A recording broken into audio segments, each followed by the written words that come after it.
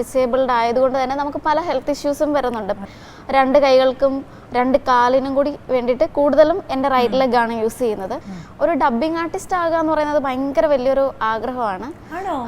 വരയ്ക്കുന്ന കുട്ടിയാണ്, സമയം കിട്ടുമ്പോഴൊക്കെ ഡിസൈനറാണ് എന്നൊക്കെ പറഞ്ഞു. അപ്പം നമ്മുടേതായിട്ടുള്ള പാഷൻ ഒരു സൈഡിൽ നന്നായിട്ട് പോകുന്നുണ്ട്. പക്ഷെ ഇപ്പോൾ തിരക്കുകളും കൂടി വരുന്നുണ്ട്.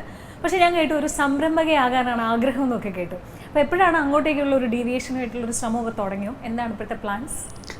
പണ്ട് തുടങ്ങി ആഗ്രഹമുണ്ട്. പണ്ട് തുടങ്ങിയെന്നല്ല, കുറച്ചധികം കാലങ്ങളായിട്ടുള്ള ആഗ്രഹമാണ്. പക്ഷെ ഒരുപാട് ആലോചിച്ച് നല്ലൊരു തീരുമാനത്തിൽ എത്തേണ്ടതുണ്ട്.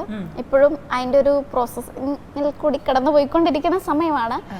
പിന്നെ ഈ പറയുന്ന എൻ്റെ ജോലികൾ ഇപ്പം ഞാൻ പറഞ്ഞ ഡിസേബിൾഡ് ആയതുകൊണ്ട് തന്നെ നമുക്ക് പല ഹെൽത്ത് ഇഷ്യൂസും വരുന്നുണ്ട്, സ്ട്രെയിൻ വരുന്നുണ്ട്. ഞാൻ എൻ്റെ രണ്ട് കൈകൾക്കും രണ്ട് കാലിനും കൂടി വേണ്ടിയിട്ട് കൂടുതലും എൻ്റെ റൈറ്റ് ലെഗ് ആണ് യൂസ് ചെയ്യുന്നത്.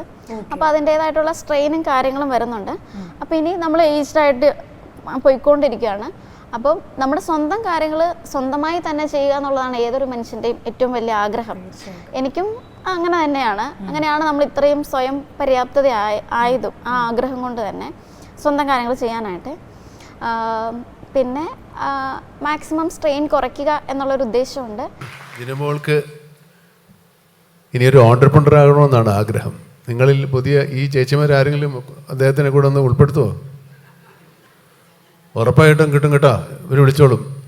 ദിനമോളെ വേണ്ട, ഇവിടെ ഇനി ഓണ്ടർപ്രണർ ആയില്ല എന്ന് വേണ്ട കേട്ടോ. എന്തോ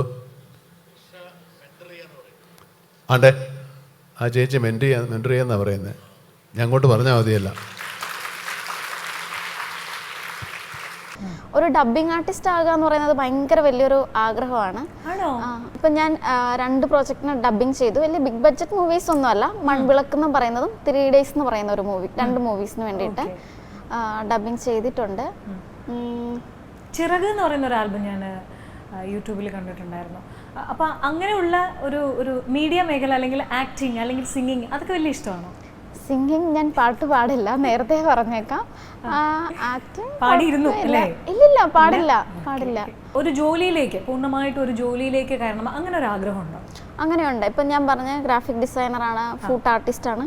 ഇതൊക്കെ നമുക്ക് ഭയങ്കരമായിട്ട് സ്ട്രെയിൻ ഉണ്ടാക്കുന്ന ജോലികളാണ്.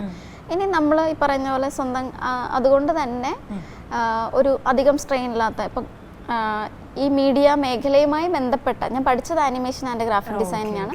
അപ്പോൾ ഈ മേഖലയിൽ നിന്ന് വിട്ടുപോകാൻ ഞാൻ ആഗ്രഹിക്കുന്നില്ല.